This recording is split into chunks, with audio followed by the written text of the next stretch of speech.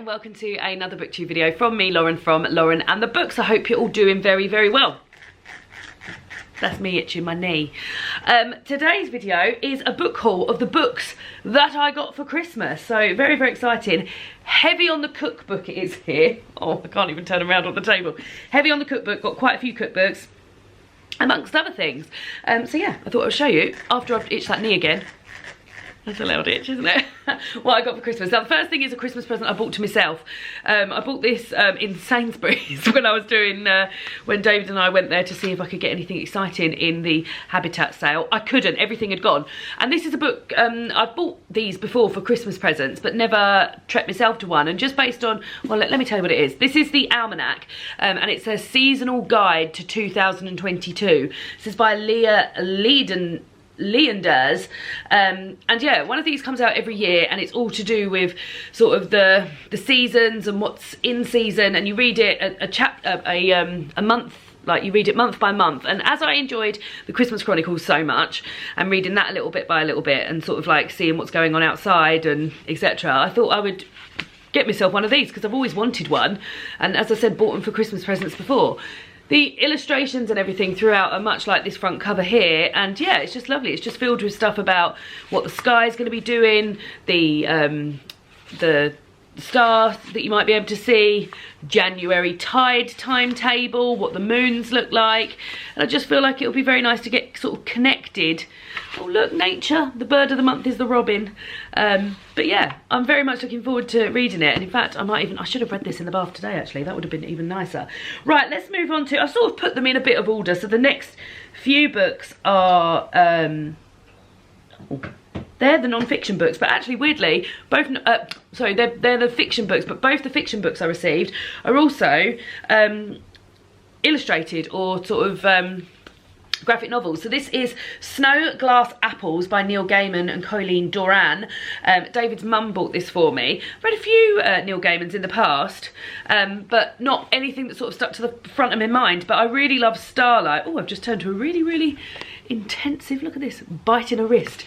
But yeah, this looks great. So this is a chilling fantasy retelling of Snow White's fairy tale by best-selling creators Neil Gaiman and Colleen Doran. A not-so-evil queen is terrified of her monstrous stepdaughter and determined to repel this creature and save her kingdom from a world where happy endings aren't so happy after all. So yeah, looking forward to reading that guy. Then also from David's mum and dad, I got a graphic novel version of The Great Gatsby by F. Scott Fitzgerald, and this is illustrated by A. Morton, and the text is adapted by Fred Fordham.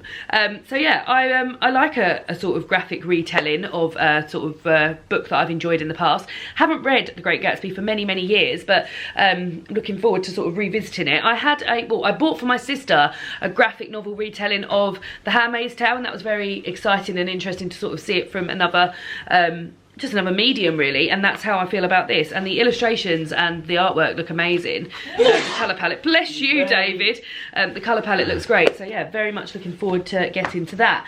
Then we're on to the two, well this is some books that David bought me. So every year for Christmas I say to David, oh, just go into a bookshop and pick up a book that you think I'd be interested in. And we started this a good few years ago. Last year he actually picked me up a book that I already owned, but this year he did his research and he went and got two books actually on things that he knew I would be interested in and that he would also be interested in. So I'm very, very excited, and this is very lovely, and this is why I like asking him to do this, because I get books that I haven't otherwise heard of. So these are both books about women in film. David's a big film lover, loves to watch films, go to the cinema, etc. And this is Backwards in Heels. This is the past, present and future of women working in film, and this is by Alicia Malone, who is a film reporter and a critic. So yeah, this is all about different women in film and what things they've had to do with it, and it's set into sort of like the past, present and the future.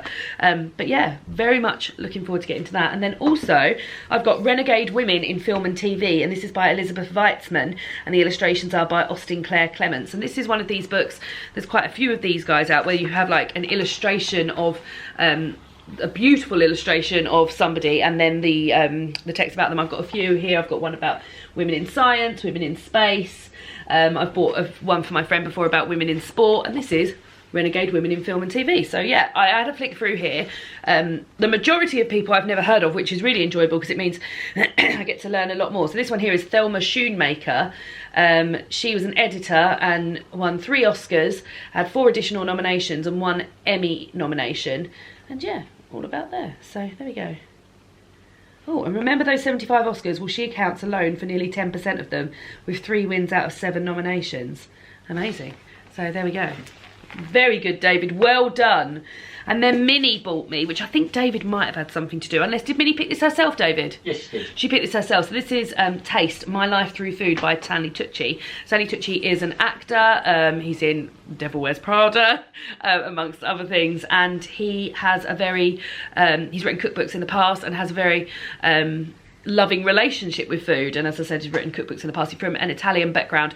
I've heard him interviewed. A lot of the podcasts I listen to are foodie podcasts, and he gets interviewed on them quite a lot. But this is his memoir, told of his life through food, and the title Taste, well, it's to do with food, but also to do with the fact that he had mouth cancer and lost his sense of taste for a number of years and has now sort of gained a level of that back.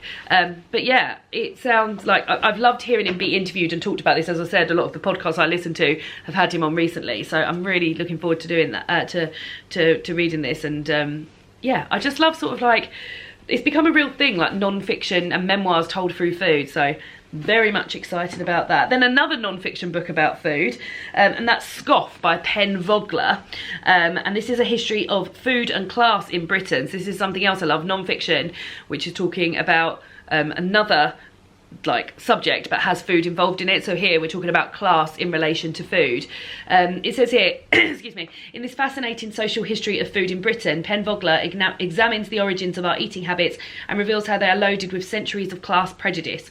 Covering such topics as fish and chips, roast beef, avocados, tripe, fish knives and the surprising origins of breakfast, Scoff reveals how in Britain we have become experts at using eating habits to make judgment about social background. Bringing together evidence from cookbooks, literature, artworks and social records from 1066 to the present, Vogler traces the changing fortunes of the food we encounter today and unpicks the aspirations and prejudices of the people who have shaped our cuisine for better or for worse. That sounds amazing. It's a big old long thing, although I imagine a lot of it is probably, oh yeah, bibliography, we're going from here. So yeah, it's still like over 400 pages, but yeah, I'm very much looking forward to reading about all of that. I read a similar book over Christmas, not to do with class so much. Well, definitely there was aspects of class in there about feasting at Christmas and what people's Christmas dinners have looked like over the years. So yeah, I'm looking forward very much to reading that as well. Then we're into the cookbook section. So this was a cookbook that I didn't ask for. David's mum bought it for me. When she was buying Scoff, she accidentally thought I meant Scoff It and ordered Scoff It, which is simple vegan cooking for people who love their food. So yeah, lots of different vegan, it looks like it does, as it says on the tin, it looks very, very sort of simple cooking, by Cheryl Standin, and the photography is done by Dean Bostock. So yeah, this is something, oh god, falafel salad wrap with homemade vegan tzatziki. So yeah, this is something that I would never have even got, but it was that food photography isn't so great. David, look at that picture of that roast dinner.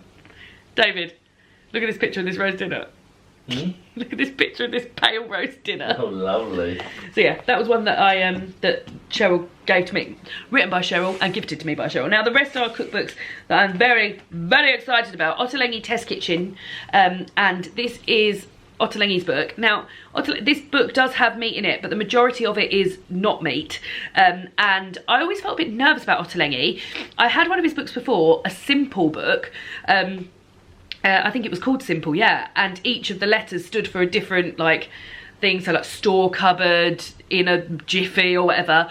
But the book itself was very, very like, I looked at it and I thought, oh god, I don't know how I'm ever going to get all of this stuff in my, like, where am I going to buy this stuff? And I might feel differently about it now. But this book David's mum actually owns, and I was looking through it and I was like, bloody hell, a lot of these things I would have.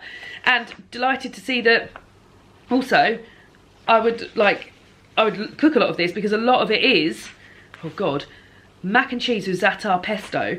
A lot of it is vegetarian, so, oh, fish koftas, that's not. smoky creamy pasta with burnt aubergine and tahini, and yeah, it just has sort of ways that you can get ahead and like places to make your own notes and things like that. I think it's going to be quite an interactive cookbook. Herby cabbage and potato gratin with gruyere and ricotta. That looks lovely as well. I've literally just eaten my lunch, so I'm feeling a bit full. Curried cauliflower cheese phyllo pie, and yeah, it's lovely. I love red and pink together, and like this sort of floppy with here, look, and then lots and lots of, oh, that's good as well. So at the back, I didn't even realise this. So it goes into like sections where you could find it. So like vegan or easily veganised food, veggie mains, under an hour, 1 pot and pay. Yeah, that's really good. So it looks like a very, very, very, oh, this is good as well. So here it has a section called Veg Box. So David and I actually get a veg box every week, and we could look at that and be like, right, parsnips. I know I've got parsnips coming in my veg box this week. So look up parsnips. It's on page 96. Let's have a look and see what it says. It says, grilled comfy parsnips with herbs and vinegar. This is going to be great. That's going to be so helpful. I didn't even know that when I ordered it. That's going to be really, really helpful. And then my mum got me the Veggie Chinese Takeaway Cookbook by Kwok Lin Wan. And this is, so there was the original book of this, which wasn't vegetarian. And I very much enjoy Chinese food. However, where I live, Chinese takeaway food it's all meat. Like the only thing I'm going to get in there is a mushroom chow mein. And so I was like, well, if I could make my own sort of like vegetarian Chinese food would be amazing. Panko mushrooms with an okay dipping sauce, sesame seed tempura, tarto sesame and lotus puck-pucks, like it's split into mains, spicy hoisin, mixed vegetables, crispy tofu with spring onions. We eat a lot of tofu, so yeah, I think this is going to be really handy. Mapu tofu, I've made that before, it's very nice. So yeah, I think that's going to be very handy, and this might be sort of like a replacement. Not that Dave and I get takeaway very often, but like sometimes I do think, well, I'd like a Chinese, or even if I was to make something from this and then get a Chinese, like, and then get the noodles to go with it or something. But yeah, that feels exciting. Then David got me a subscription to Sorted Food.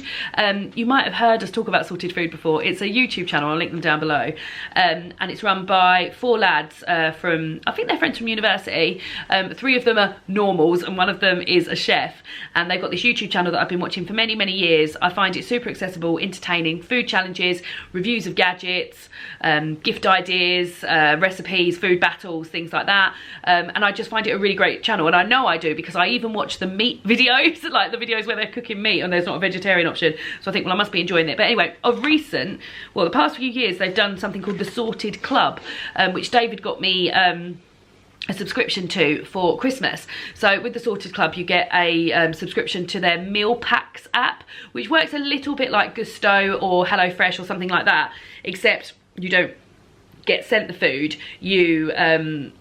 You have to buy the food yourself, but it's done like the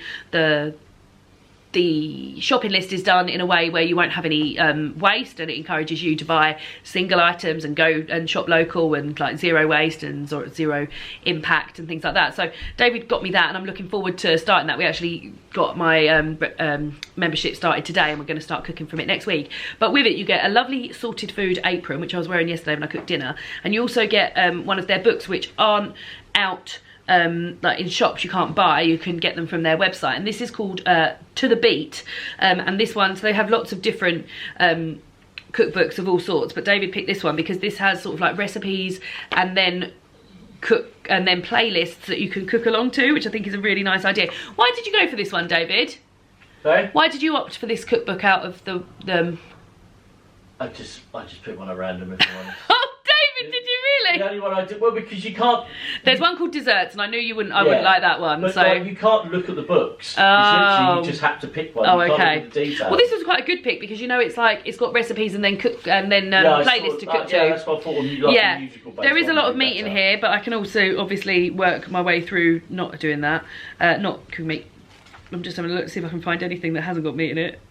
Oh, cheese and pineapple skewers, so that'll be nice, and you make that along to the Good Times playlist, so they've obviously got a fun playlist. But yeah, so that comes alongside, and I will fill you in with how I get on with the membership. I'm I'll be honest, the signing up of the membership wasn't the easiest thing I've ever done in my life. It took me about 6 attempts and I had to email them in the end. So hopefully it improves from here. Then we've got another cookbook that David's mum got me. This is from Gujarati with Love. This is 100 authentic Indian vegetarian recipes by Veena Patel. Love cooking Indian food, and I'm very much looking forward to getting deep into this. This is a book that I hadn't heard of before, so I'm very, very excited about it. Baked spicy cakes. What else have we got? Crispy samosas. Oh, a traditional Gujarati lunch. What's included in a traditional Gujarati lunch? Creamy masoor dal. I love a dal. Red lentil dal. It's Dal City over here. Oh, easy dal. Gujarati dal. Samosa soup. That looks lovely. So yeah. Oh, and then a whole section on curries. Pan-fried aubergine with curry with yogurt. Garlic and potato curry. God, that looks lovely. That looks really nice. So yeah, very much looking forward to getting to that. And then the last cookbook I've got, again, is this is 30 Minute Mowgli by Nisha Katona. I already own the Mowgli cookbook. Mowgli is a restaurant, a bit like Dishoom, Indian street food. They were primarily based in the north, but they've slowly been working their way down here, and they are amazing. Simon actually got me a signed copy of Nisha's first cookbook, but this is a much more accessible cookbook because everything can be done in 30 minutes, which is wonderful. And I'm looking forward to delving into this. Also, Nisha has just been made a judge on Great British Menu this year, so I'm really excited to do that as well. Shall I find something in here that we could be? Oh, that's meat as well. There is meat in here as well. But although this is, I guess, in chapters, so let me find the vegetarian chapter. That's the fish chapter. Vegetables and pulses, $1 Million Dal, super simple tomato and nigella soup, cauliflower, sugar snap and almond curry. God, aubergine and shallot curry, green bean and mango dal. That sounds amazing. So yeah. Those are all my books that I got for Christmas. As I said, very heavy on the old cookbook side of life. Let me know what books you got for Christmas. Let me know if you've had any of these cookery books before. And, I'll see you all again soon for another booktube video.